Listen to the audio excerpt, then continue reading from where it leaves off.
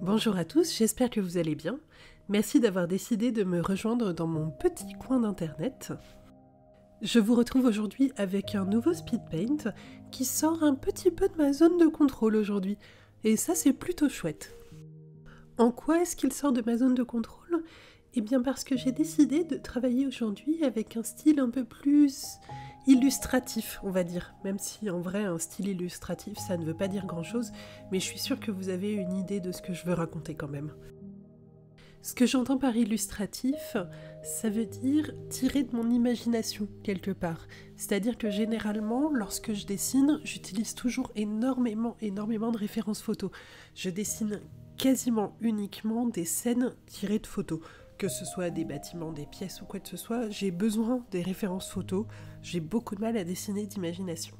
Et c'est quelque chose sur lequel j'ai envie de travailler. Et je suis heureuse de vous annoncer que cette petite scène-là que je suis en train de peindre, j'ai pris quelques références pour certains éléments précis, en l'occurrence les plantes et le siège. Les plantes, car c'est très difficile d'inventer des plantes qui n'existent pas. Je trouve ça important pour la vraisemblance de mon dessin, d'avoir des plantes qui sont réelles.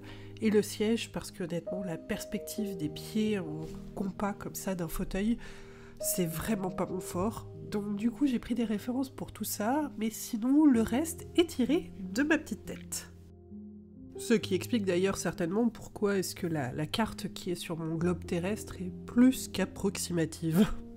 C'est marrant finalement parce que je me rends compte en faisant ce petit bilan que cette semaine ma pratique du dessin a été un petit peu diamétralement opposée.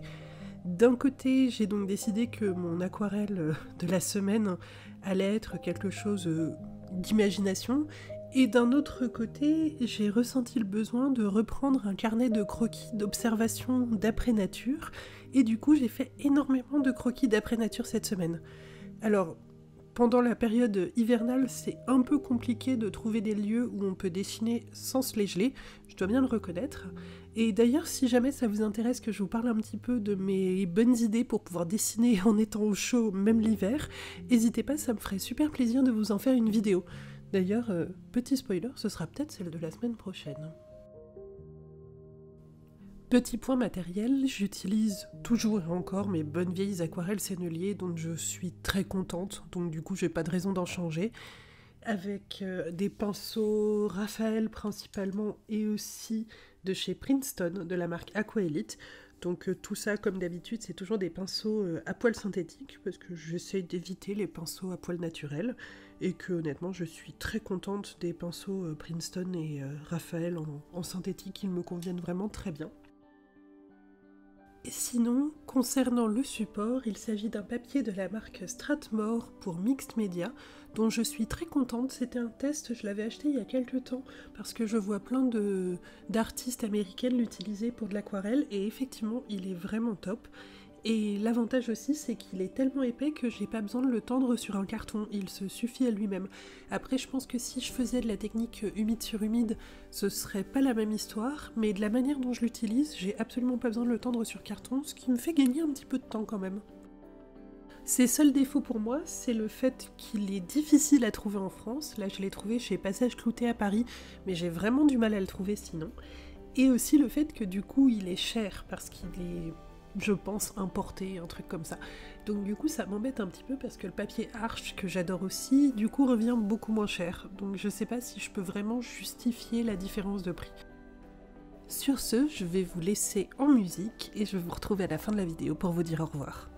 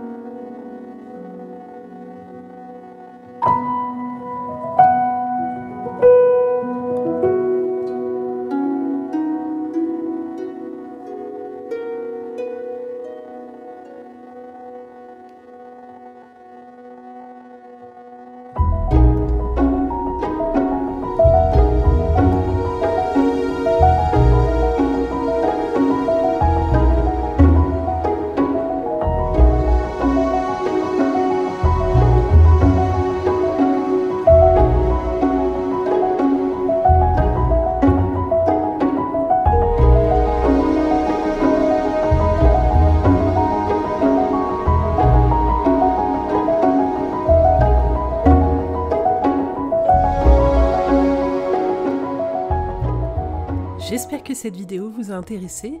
Si c'est le cas, n'hésitez pas à me laisser un commentaire juste en dessous pour me dire ce qui vous a plu, intéressé, moins intéressé.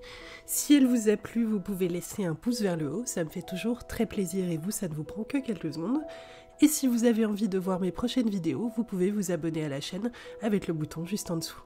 Quant à moi, je vous remercie d'avoir regardé cette vidéo et je vous dis à très vite pour les prochaines et sur les réseaux sociaux. Salut!